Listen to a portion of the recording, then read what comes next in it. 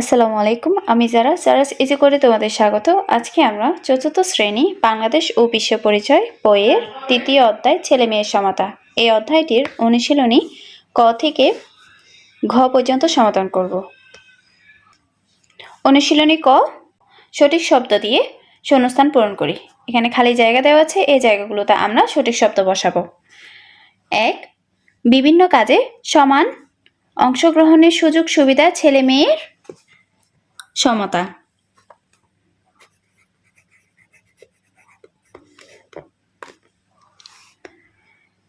২.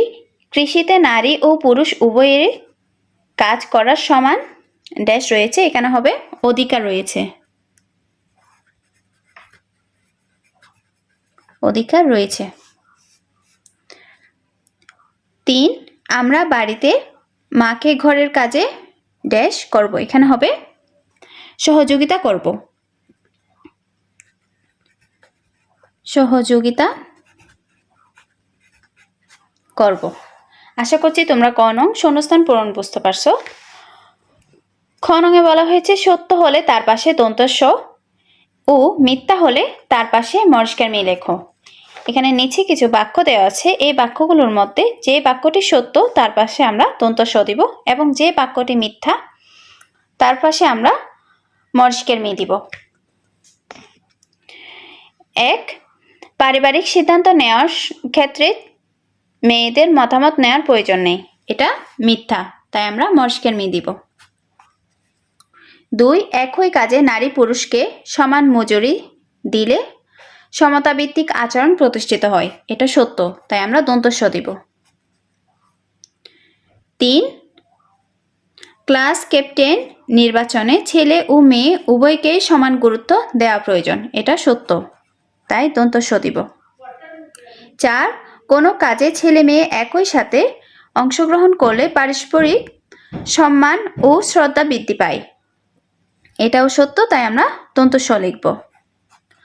আশা করছি তোমরা খ নঙের সত্য এবং মিথ্যা বাক্যগুলো বুঝতে পারছো। গ নঙে বলা হয়েছে সংক্ষিপ্ত প্রশ্ন। আমরা সংক্ষিপ্ত প্রশ্নের উত্তর জানবো, তার আগে প্রশ্নগুলো পড়ি। ১. ছেলে মেয়ের অসমতার ৩টি ক্ষেত্রের নাম লিখো। ২. পরিবার ও সমাজে কিভাবে ছেলে মেয়ে অসমতা গড়ে ওঠে।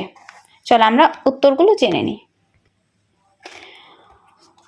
১ নং প্রশ্নটি ছিল ছেলে মেয়ের অসমতার ৩টি ক্ষেত্রের নাম লিখো।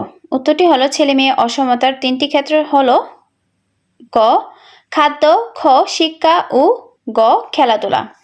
২ নং প্রশ্নটি ছিল পরিবার ও সমাজে কিভাবে ছেলে মেয়ে অসমতার গড়ে ওঠে। উত্তরটি হচ্ছে পরিবার ও সমাজে বিভিন্ন বিষয়ে ছেলে মেয়ের অংশগ্রহণের সমান সুযোগ না থাকলে অসমতা গড়ে ওঠে।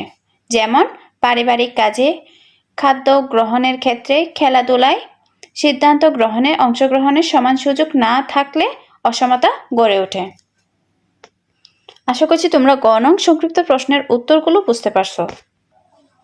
ঘ নঙে বলা হয়েছে বর্ণনামূলক প্রশ্ন। আমরা বর্ণনামূলক প্রশ্নের উত্তর জানবো, তার আগে প্রশ্নগুলো পড়ি।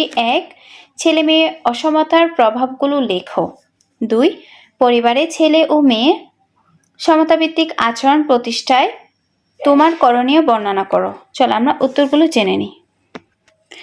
১ নং প্রশ্নটি ছেলে মেয়ের মধ্যে অসমতার প্রভাবগুলো লেখো।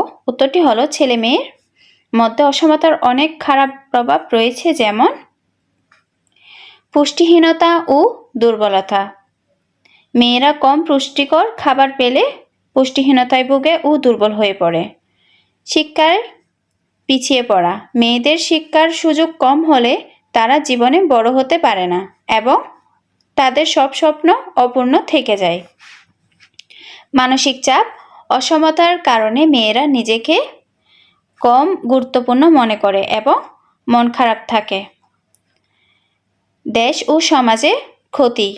দেশের অর্ধেক মানুষ অর্থাৎ নারীরা পিছিয়ে থাকলে দেশ ও সমাজের উন্নতি কম হয়। ২ নং প্রশ্নটি ছিল পরিবারে ছেলে ও মেয়ে সমতাভিত্তিক আচরণ প্রতিষ্ঠায় তোমার করণীয় বর্ণনা করো। উত্তরটি হলো পরিবারে ছেলে ও মেয়ে সমতাভিত্তিক আচরণ প্রতিষ্ঠার করার জন্য আমার করণীয়গুলো হলো, আমি বাড়ির সব কাজে ভাই বোনকে সমানভাবে সাহায্য করব। পরিবারের কোনো গুরুত্বপূর্ণ বিষয়ে সিদ্ধান্ত নেওয়ার সময় আমি আমার মা ও বোনের মতামতকে গুরুত্ব দেব। আমি আমার ভাই বোনকে একসাথে খেলাধুলা করতে উৎসাহিত করব। আমি বাবা মাকে বোঝাবো যে ছেলে ও মেয়ে সবাই সমান এবং সবার প্রতি সমান আচরণ করা উচিত। আশা করছি তোমরা খ নং এর বর্ণনামূলক প্রশ্নের উত্তরগুলো বুঝতে পারছো।